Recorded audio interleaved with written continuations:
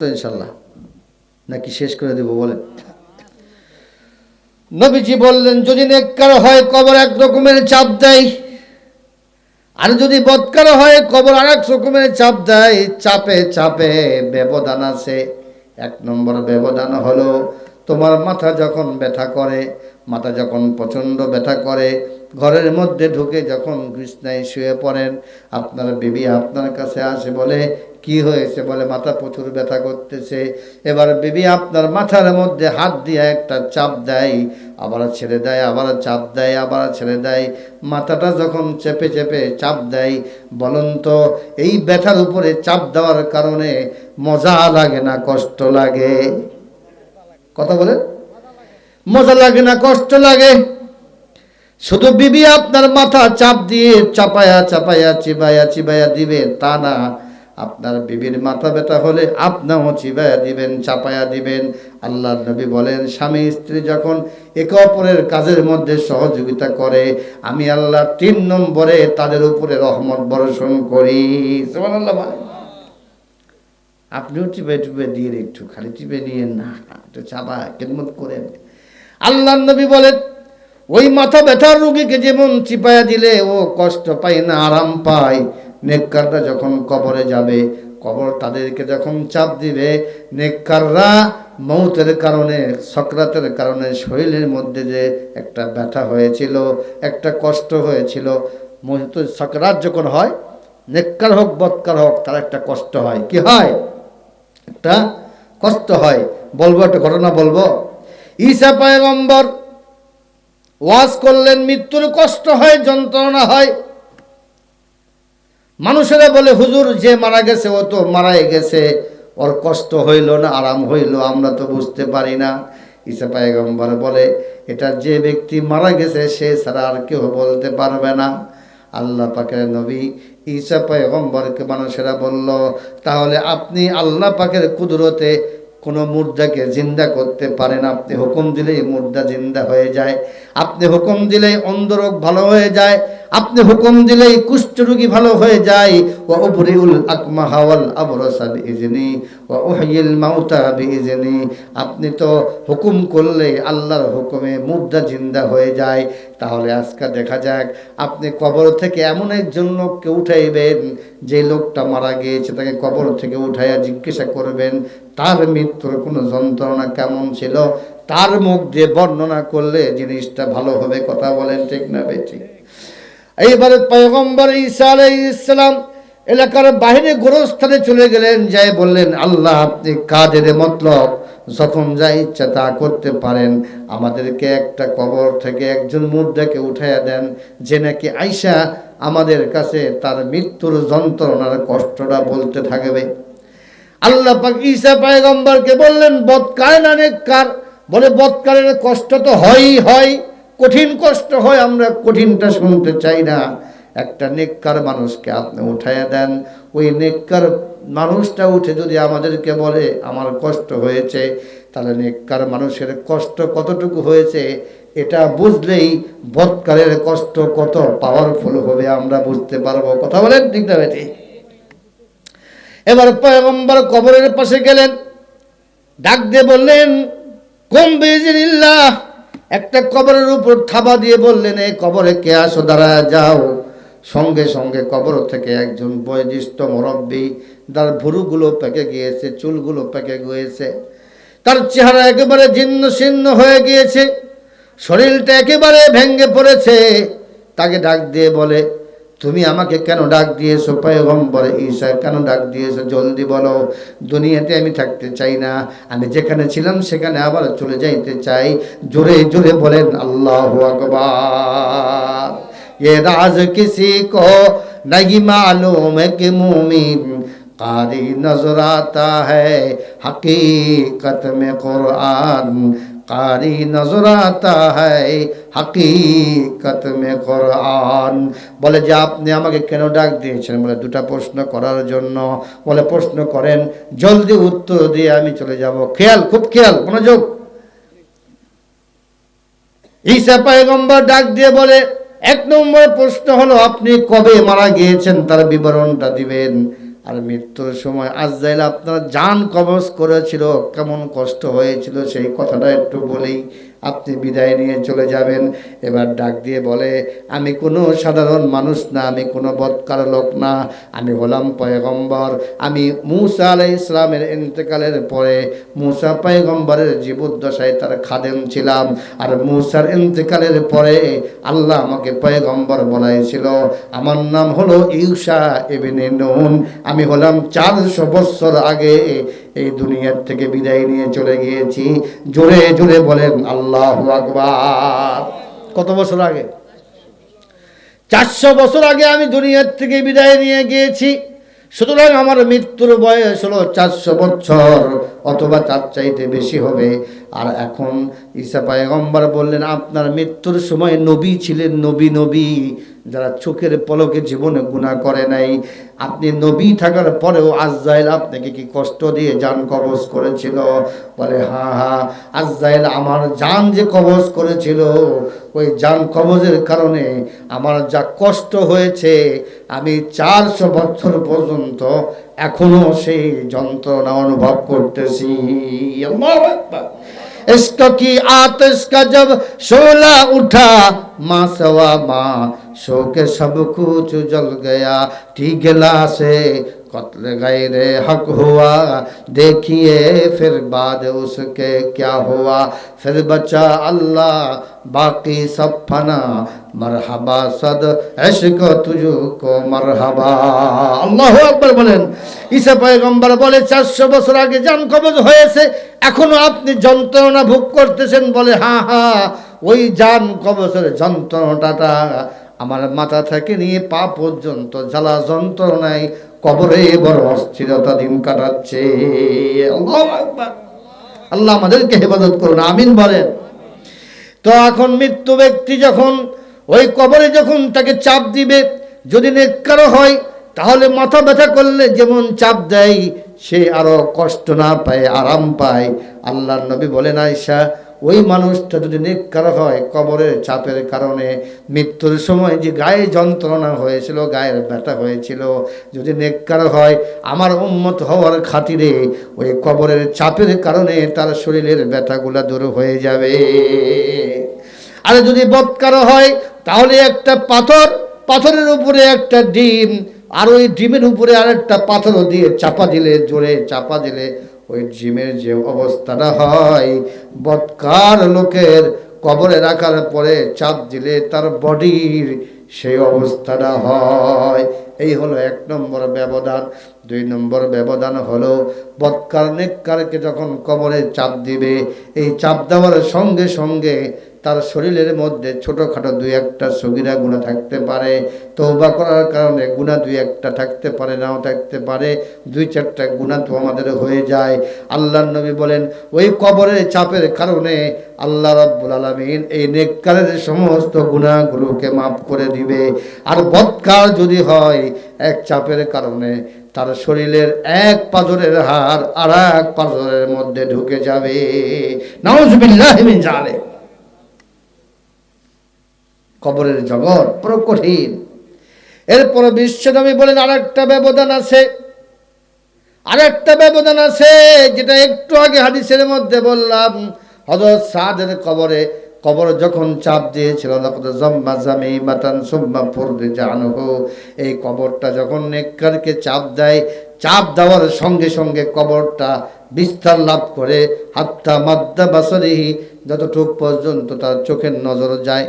যদি ঘর থেকে বের হয়ে ওই জমিনের দিকে তাকায়, গ্রাম থেকে বের হয়ে, যখন শহর থেকে বের হয়ে জমিনের দিকে তাকায়, মাঠের দিকে তাকায়, চোখ যত দূর পর্যন্ত যায়, ওই নেককারের কবর চাপ দেওয়ার সঙ্গে সঙ্গে কবরটা সাথে সাথে এত বড় লম্বা হয়ে যাবে, বিস্তার লাভ করে দিবে। জোরে বলেন আল্লাহু আকবার। আর বদকারের কবরটা সংকীর্ণ হতে হতে তার শরীরটাকে একটার মধ্যে আর একটা ঢুকিয়ে ফেলে। এটা হলো কবরের চাপ দেওয়ার অবস্থা। 4 নম্বরে আসেন এবার কবরের প্রশ্ন উত্তর। বলবো না, শেষ করে দেব। কত বাজে ভাইরা? 12:30 বাজে গেছে। এখন আলহামদুলিল্লাহ বলেন, আলহামদুলিল্লাহ বলেন। সময় শেষের দিকে 12:30 বাজে। আর একটা কথা বলে দিই, কবরের প্রশ্ন উত্তরটা একটু বলে দিই। আল্লাহর নবী বলেন, যদি নেককার হয় তার প্রশ্ন উত্তর হওয়ার জন্য আল্লাহ রাব্বুল আলামিন কয়েকটা ব্যবস্থা গ্রহণ করে। সুবহানাল্লাহ বলেন। তাহলে কবরে যাওয়ার সঙ্গে সঙ্গে প্রশ্ন উত্তর হয় না, কবর কথা বলে, কবরে চাপ সৃষ্টি করে। এরপরে প্রশ্ন উত্তর করার জন্য 2 জন ফেরেশতা আছে। এই ফেরেশতার নামগুলো কি বলতে পারেন নাকি? এই ফেরেশতার নাম হলো মুনকার নাকির। এই ফেরেশতার নাম কি? 2 জন ফেরেশতা। আল্লাহর নবী বলেন, এই 2 ফেরেশতার চোখগুলো হলো বিজলির মতো আগুন বের হবে। ষাঁড়ের শিংয়ের মতো বড় বড় দাঁত হবে। আর আকাশের গর্জন, যেমন ঠাটার সময় যেমন গর্জন পড়ে, মেঘের মধ্যে বৃষ্টি হওয়ার সময় যেমন ঠাটা ঠাটা ঠাটা হৃদয় একটা গর্জন হয়, আওয়াজ হয়, এই ফেরেশতার ধমকগুলো এমন আকাশের ওই ঠাটা পড়ার মতো আওয়াজ করতে থাকবে। মাথার চুলগুলো মাথা থেকে নিয়ে পা পর্যন্ত মিশে যাবে। চেহারাগুলো কুৎসিত কালো হবে। ভয় ভীতি চেহারা নিয়ে কবরের মধ্যে হাজির হয়ে যাবে। যদি নেককার হয়, আল্লাহর নবী বলেন, তাহলে এই 2 ফেরেশতা সুন্দর পোশাক পরে, জান্নাতি পোশাক পরে, মাথায় পাগড়ি পরে, সুন্দর নুরানি চেহারা নিয়ে এই বান্দার সামনে হাজির হয়ে যাবে। আর হাজির হয়ে এবার প্রশ্ন করতে চাবে। সঙ্গে সঙ্গে এই ব্যক্তির নামাজ তাকে সাহায্য করার জন্য দাঁড়িয়ে যাবে। একটু চিৎকার করে বলেন না আল্লাহু আকবার। এটা কি বৎসরে একবার ঈদের নামাজ, কেউ মারা গেলে একবার জানাজার নামাজ, নাকি দৈনিক ওই জুমার নামাজ? না না না, এটা হলো আপনার বাড়ি ঘর পর থেকে রেগুলার লাগাতার 5 ওয়াক্ত নামাজি যারা 5 ওয়াক্ত নামাজ যারা পড়বে তাদের নামাজটা। এবার এই মুনকার নাকিরের সামনে দাঁড়িয়ে বলবে, আপনি কে, ডাকুর থেকে আসছেন? বলে, আমরা ফেরেশতা। প্রশ্ন করব, বলে, না না, একটু দেরি করেন, একটু দেরি করেন। আমি যেই ব্যক্তির সঙ্গে লেগেছিলাম, আমি হলাম নামাজ, আমার কিছু কাজ আছে, এই কাজগুলো শেষ হওয়ার পরে আপনাদের প্রশ্ন উত্তর করবেন। এখন প্রশ্ন উত্তর যারা করে তারা শক্তিশালী, নাকি যে মারা গেছেন এককার সে শক্তিশালী? জোরে জোরে বলেন, কে শক্তিশালী? নেককার ব্যক্তি। আল্লাহর নবী বললেন, ইযা উদখিলাল মাইয়িতু ফি কবরিহি মুসির লাহু শামসু ইনদা গুরুবিহা। নবীজি বলেন, যখন কোন নেককার বান্দা রাত্রে মারা যাক, সকালে মারা যাক, দুপুরে মারা যাক, এশার পরে মারা যাক, ফজরের পরে মারা যাক, যেই সময় মারা যাক না কেন, মারা যাওয়ার সঙ্গে সঙ্গে আল্লাহ তাকে ঘুম পাড়াইয়া দেয়। সে ঘুমের মতো ঘুমায়া যায় আর কবরের জগতে চলে যায়। কবরে যাওয়ার সঙ্গে সঙ্গে তার চোখটা যখন খুলে যায়, আল্লাহ পাক তার চোখের সামনে দেখায় দেয় যে ওই যে সূর্য ডুবতেছে।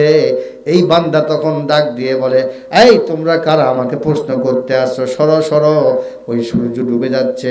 আল্লাহর নবী বলেন, ইন মুসিলাশ শামসু ইনদা গুরুবিহা ইযা কানাত সলিহাতান। এই লোকটা যখন নাকি নেককার হবে, সে বলতে থাকে, জারুনি জারুনি ওয়াসাল্লি, আমাকে ছেড়ে দাও, আমাকে প্রশ্ন পরে করো, আমার সামনে থেকে তোমরা সরে যাও, আমি এখন নামাজ পড়বো, ওযুর ব্যবস্থা করো, ওযু করব।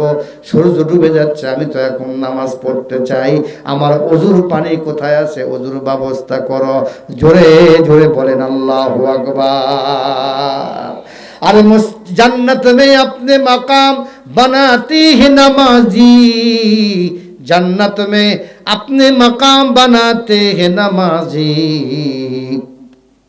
मस्जिद में बड़े शौक से जाते हैं नमाजी, मस्जिद में बड़े शौक से जाते हैं नमाजी।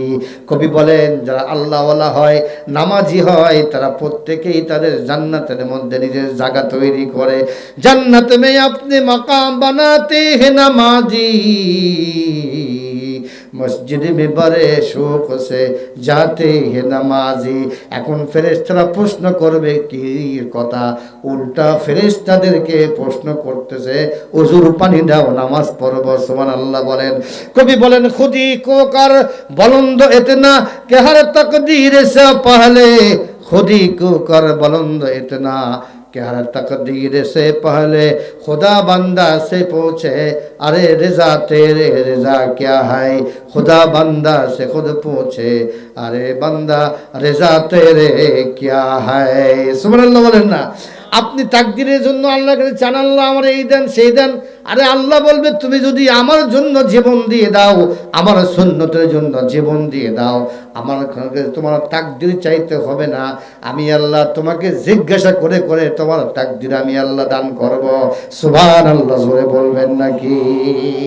এখন বলেন প্রশ্ন ফেরেশতা করবে না, সে মুর্দা নিজেই করতেছে। নেককার বলে সরেন, সূর্য ডুবে যায়, পানি দাও পানি দাও, আমি ঘুমিয়ে গিয়েছিলাম, আসরের নামাজ আমার কাজা হয়ে যাবে, আমি তো নামাজি মানুষ। আল্লাহু আকবার। জান্নাত মে আপনি মাকাম বানাতে হে নামাজি, जन्नत में अपने मकाम बनाते ही नमाजी, मस्जिद में बड़े शौक से जाते हैं नमाजी। আল্লাহ নবী বলেন বাশশিল মাসাইনা বিন্নুরি তামনি ফি যুলামি, যারা অন্ধকারের মধ্যে রাতের অন্ধকারে এশার নামাজে ফজর নামাজে মসজিদের মধ্যে পায়ে হেঁটে হেঁটে অন্ধকার ভাঙ্গিয়ে যায়, আল্লাহ নবী বলেন তাকে নূরের সুসংবাদ দাও, কবরে কিয়ামতে আল্লাহ তাকে ভরপুর নূর দান করবে। সুবহানাল্লাহ বলবেন নাকি? এবার ফেরেশতারা বলে ভাই আপনি তো কবরে, সুবহানাল্লাহ বলেন, আপনি তো কবরে আছেন, এখানে নামাজ নাই ওযু নাই। বলে আরে কি করে, আমি কখন কবরে আসলাম? ও আচ্ছা আমি কবরে আসছি, ঠিক আছে এখন প্রশ্ন করো। যখন এই কথাটা বলতে যাবে তখনই তার কাফনের ভিতর থেকে আরেকটা জোয়ান বের হয়ে যাবে, যুবক বের হয়ে যাবে। ওসমান হাদি যেমন নাকি একটা যুবক, সে যখন দুনিয়ার দিকে বের হয়ে গেল, বাংলাদেশকে রক্ষার জন্য, সার্বভৌমত্বকে রক্ষার জন্য জীবন দিয়ে দিল। সারা মুসলমান বিশ্বের সমস্ত মুসলমান, বাংলাদেশের সমস্ত মুসলমানরা বুঝতে পারল হাদির মধ্যে কত বড় একটা আগুন লুকায়া ছিল। আমাদের মুসলমান দেশকে রক্ষা করার জন্য তার ভিতরে জ্বালা যন্ত্রণা ছিল। কথা বলেন ঠিক না বেঠিক? তখন মানুষের মনের ভিতরে একটা আনন্দ জাগ্রত হইল। এভাবে যখন মুর্দার কাফনের ভিতর থেকে একটা যুবক বের হবে, যুবক বের হয়ে বলবে খবরদার এখন প্রশ্ন করবেন না। তাহলে এখনো প্রশ্ন হচ্ছে না, আপনারা সাইডে যান সাইডে যান। এবার ওই যুবক বলবে ভাই আপনি কে, আপনি আপনি আমাকে এত বড় সাহায্য করলেন। এবার ওই যুবকটা ডাক দিয়ে বলবে ভাইজান আপনি নেককার মানুষ, আপনি যখন ফজরের নামাজের আগে তাহাজ্জুদ নামাজের সময় যখন উঠে ওযু করতেন আর 2 রাকাত তাহাজ্জুদ নামাজ পড়ে কোরআন তেলাওয়াত করতেন, আকিমিস সালাতা লিদুনুকিশ শামসি ইলা গাসাকিল লাইলি ওয়া কুরআনাল ফাজরি ইন্না কুরআনাল ফাজরি কানা মাশহুদা। আপনি যখন ফজরের নামাজের আগে তাহাজ্জুদ নামাজে দাঁড়াইয়া 2 রাকাত নামাজের মধ্যে যখন আপনি দাঁড়াইয়া কোরআন তেলাওয়াত করতেন, তাহা মা আনজালনা আলাইকাল কুরআনা লিতাশকা ইল্লা তাযকিরাতাল লিমান ইয়াখশা তানজিলাম মিম্মান খালাকাল আরদা ওয়াস সামাওয়াতিল উলা। এভাবে যখন রাতের গোপনে আপনার বিবি জানে না, বাচ্চা জানে না, আপনার ঘরের কোনো সদস্য জানে না, একমাত্র জানে কে? আল্লাহ রাব্বুল আলামিনকে যখন শোনায়া শোনায়া দৈনিক 2 রাকাত করে তাহাজ্জুদের নামাজ 4 রাকাত নামাজ পড়তেন, আপনার নামাজের সময় আকাশ থেকে 1000 ফেরেশতা আল্লাহ নাযিল করত, আপনার নামাজের চতুর্পাশে দাঁড়াইয়া দাঁড়াইয়া আপনার মধুর কণ্ঠের কোরআন তেলাওয়াত শুনত। আল্লাহু আকবার। कुरान को उठा कर देख जरा मालूम तुझको हो जाएगा ए कौल मुहम्मद कौल खुदा सुबहानाल्लाह सुबहानाल्लाह। এটা কোথায় হচ্ছে এগুলো বলেন, কোথায় হচ্ছে? কবরে হচ্ছে, কবরে কবরে। এখনো প্রশ্ন উত্তর শুরু হয় নাই, আমি শেষ করে দিতেছি। এবার যখন বলে ভাই আপনি সাইড হয়ে যান, এবার কবরের ব্যক্তি বলে আপনি কে? বলে আমি আপনার গভীর রাত্রের অন্ধকারে আপনার সুন্দর তেলাওয়াত, আমি হলাম আপনার তাহাজ্জুদ নামাজ। আল্লাহ আপনি যেমন আমাকে হেফাজত করে ঘুমাইয়া না ঘুমাইয়া আমাকে সংরক্ষণ করেছেন, আমি কবরের মধ্যে শেষ পর্যন্ত কিয়ামত পর্যন্ত কবরে আমি আপনাকে সাহায্য করব। সুবহানাল্লাহ বলে।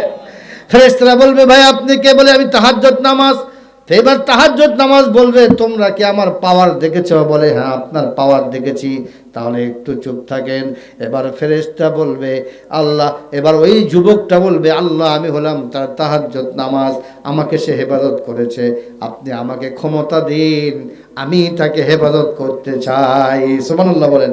সে আমাকে সাহায্য করেছে, আমি তাকে সাহায্য করব। এই যুবকরা, জীবনে তাহাজ্জুদ নামাজ পড়েছো কিনা? তাহাজ্জুদ নামাজ কখন পড়ে বলো? এটা হলো ফজরের আজানের 1 ঘন্টা আগের থেকে একটা নামাজ আছে। সিহরির সময় যতটুকু, তাহাজ্জুদের সময় ততটুকু। এই সিহরির শেষ সময়ের আগে কমপক্ষে 2 রাকাত নামাজ পড়বা। সারা বছর না পারলেও, মাসে না পারলেও, সপ্তাহে একবার বৃহস্পতিবার রাত্রে, জুমার রাত্রে নামাজ পড়ো তাহাজ্জুদ। নবীজি বলেন হে আমার সাহাবীরা, কোনোদিন যদি তাহাজ্জুদ পড়তে না পারো তাহলে বৃহস্পতিবার দিবাগত রাত্রে, জুমার রাত্রে তাহাজ্জুদ তোমরা অবশ্যই পড়বা। তাহলে তোমরা যা চাইবা 2 রাকাত নামাজ পড়ে আল্লাহ তোমাদেরকে তা দান করবে। সুবহানাল্লাহ বলে। শুধু রাস্তায় অপেক্ষা করো না, আর নেতার পিছনে দৌড়াইও না, জীবনটা নষ্ট করে দিও না। আমি নবী তোমাদেরকে যে ইলম শিক্ষা দিলাম, এক তাহাজ্জুদের নামাজে তোমরা আখিরাতে যাইয়া জান্নাতি হয়ে যাইবা। কিয়ামতের দিনে আল্লাহ পাক সর্বপ্রথম পর্দার ভিতরে অন্ধকারে কিছু লোককে ডাক দিয়ে বলবে তোমাদেরকে বিনা হিসাবে জান্নাত দিয়ে দিলাম। তারা বলবে আল্লাহ কেন দিলেন? বলে রাতের অন্ধকারে কাউকে না দেখাইয়া যেমন নামাজ পড়ে তাহাজ্জুদ পড়ে আমার কাছে কাঁদছিলা, আমি আল্লাহ মনে আছে, আমি আজকে তোমাদেরকেও কাউকে না জানাইয়া অন্ধকারের মধ্যে নিয়ে তোমাদেরকে বিনা হিসাবে জান্নাত দিয়ে দিলাম। তাতাজাফা জুনুবুহুম আনিল মাদাজি'i ইয়াদউনা রাব্বাহুম খাউফান ওয়া তামাআ। এত লম্বা করতে চাই না। এবার তাহাজ্জুদ নামাজ বলবে আল্লাহ আমাকে পাওয়ার দেন। আল্লাহ বলবে তুমি সাহায্য করো, তোমাকে পাওয়ার দিলাম। এবার তাহাজ্জুদ নামাজ আসমানে চলে যাবে, আকাশে যাইয়া ওই যে দৈনিক নামাজের সময় 1000 করে ফেরেশতা নাযিল হইয়া তারা কোরআন তেলাওয়াত শুনতো। এরকম তার 30 বছর জীবনে যত ফেরেশতা নাযিল হয়েছিল সমস্ত ফেরেশতাদেরকে, হাজার হাজার ফেরেশতাদেরকে ডাক দিয়ে নিয়ে আসবে। আর আল্লাহ পাক বলবে ও তাহাজ্জুদ নামাজ, তোমার এই ফেরেশতাদের সাথে আমি স্পেশাল ওই লোকের প্রশ্নের উত্তর দেওয়ার জন্য আরো স্পেশাল 1000 ফেরেশতা নাযিল করলাম। সুবহানাল্লাহ বলেন। আপনি মূর্খ মানুষ, আপনি প্রশ্ন করলে 3টা প্রশ্নের উত্তর দিলে আপনি জান্নাতে যাবেন, আপনি প্রশ্নের উত্তর পারেন না। এখন এলাকার সমস্ত মুরব্বীরা, আলেম ওলামারা বলল যে আপনি বসেন, আপনার সাথে আমরা চতুর্দিক থেকে বসে যাব, আপনি যে প্রশ্ন করবে আমরা এই প্রশ্নের সহযোগিতা করব। এটা কি আমার সুবিধা হবে কি হবে না? কথা বলেন। এবারে হাজারে হাজারে ফেরেশতা নিয়ে তাহাজ্জুদ নামাজ যখন নাযিল হয়ে যাবে, এবার 1000 ফেরেশতা স্পেশালভাবে তার প্রশ্নের উত্তর দেওয়ার জন্য বসে যাবে।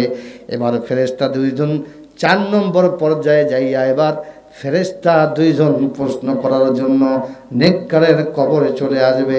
জোরে জোরে বলেন আল্লাহু আকবার। এবার প্রশ্ন করবে মার রব্বুকা, তোমার রবকে, ওমা দীনুকা, তোমার ধর্ম কি, ওমা তাকুলু ফি হাক্কি হাদার রাজুল, এই ব্যক্তি ছবি দেখাবে, ছবি দেখায়া বলবে এই ব্যক্তি সম্পর্কে তোমার কি বক্তব্য? বলতে হবে ইনি হলেন মুহাম্মাদুর রাসূলুল্লাহ বলতে হবে।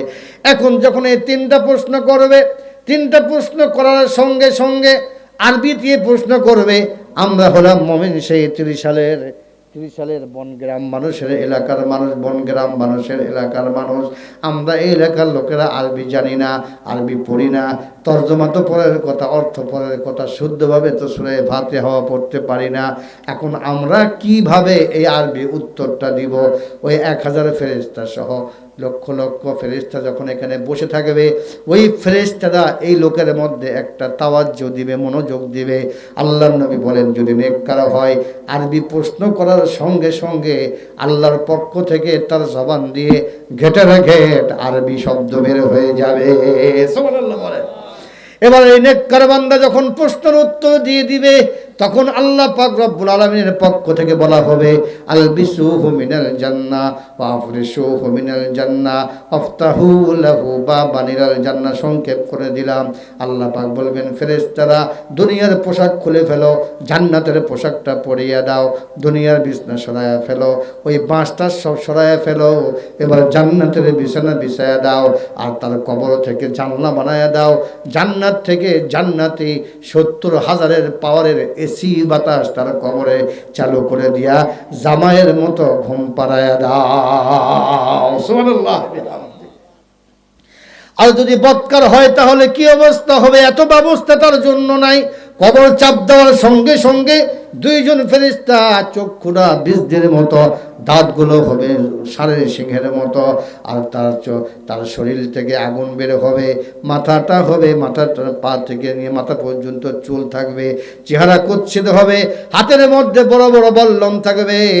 অসম্মা সোম্মা ইউকাব্বিজুলাহুল আমা ওয়াল আসাম। নবী বলেন তাদের কবরের মধ্যে দুইজন ফেরেশতা আসার পরে তাকে প্রশ্ন করবে, প্রশ্ন করার সঙ্গে সঙ্গে বলবে আমি প্রশ্নের কোনো উত্তর জানি না। এই কথা বলার সঙ্গে সঙ্গে আল্লাহ পাক দুইজন ফেরেশতা তার কবরে নিযুক্ত করে দিবে। ও সাহাবীরা তোমরা জানো ওই দুই ফেরেশতার কেমন অবস্থা? একজন ফেরেশতার চক্ষু নাই, একজন ফেরেশতার কানেও শোনে না। মানুষে দেখলে, চোখে দেখলে দয়া হয়, মাফ করে দেয়, অথবা চোখে দেখে না, কানে শুনলে, আওয়াজ শুনলে মায়া লাগে, মাফ করে দেয়। এই ফেরেশতার চোখেও দেখে না, কানেও শোনে না, এরকম দুইজন ফেরেশতা নিযুক্ত করে দিবে। তার হাতের মধ্যে একটা লোহার গুর্জ থাকবে, লাউজুরিবা বিহাল জিবাল। রবিজি বলেন এই গুর্জ দিয়া যদি পাহাড়ের মধ্যে আঘাত করে, দুনিয়ার পাহাড় চূড়া চূড়া হয়ে ধুলার সঙ্গে মিশে যাবে। এই পাহাড়ের এই এত বড় আঘাত, এত বড় লোহা দিয়া ওই বান্দাকে যখন মারবে, নবীজি বলেন এই এই লোহার চূড়া দিয়া তাকে যখন মারা হবে, এত জোরে একটা বিকট শব্দ হবে, ইল্লা সাকলাইন, মানুষ আর জিন ছাড়া পৃথিবীর সমস্ত প্রাণী, মাশরিক থেকে মাগরিব, পূর্ব থেকে উত্তর, দক্ষিণ থেকে উত্তর, যত মাখলুক আছে আকাশের নিচে, জমিনের নিচে, সমস্ত মাখলুকরা এই আওয়াজটা শুনতে পায়। এরপর নবী বলেন লাইসাল্লাতু আলাল কাফিরি ফি কবরিহি, আর যদি বদকার হয়, কাফের হয়, তার কবরের ভিতরে আল্লাহ পাক 99টা সাপ নিযুক্ত করে দেয়। ওলাও আন্না তিন্নিনান নাফাখা ফিল আরদি মা আম্মাতাত খাজিরা। হে দুনিয়ার মানুষ, তোমাদেরকে বলি, একটা সাপের কথা বলি, 99টা সাপের মধ্যে একটা সাপ দংশন করলে কি হবে? আমি নবীজি বলবো না, পরে বলবো, আমি বলতে পারছি না, সময় নাই। যদি একটা সাপ দুনিয়ার মধ্যে শুধু একটা ফু দেয়, নাফাখা ফিল আরদি, ওই জমিনের মধ্যে যদি একটা ফু দেয়, সারা জমিনের ভিতরে, রসুল বলেন মা আম্মাতাত খাজিরা, যত সবুজ সবুজ শ্যামলা, সুজলা সুফলা, সুন্দর পরিপাটি, এত সুন্দর সবুজ ঘাস, সবুজ গাছপালা যা দেখো, একটাও আর জমিনে উৎপাদন হবে না। কিয়ামত পর্যন্ত জমিনটা তামা তামা হয়ে যাবে। এমনটি 99টা সাপ তার কবরে আল্লাহ নিযুক্ত করে দিবে। দৈনিক 70 বার তাকে দংশন করতে থাকবে। জোরে জোরে বলেন নাউজুবিল্লাহ।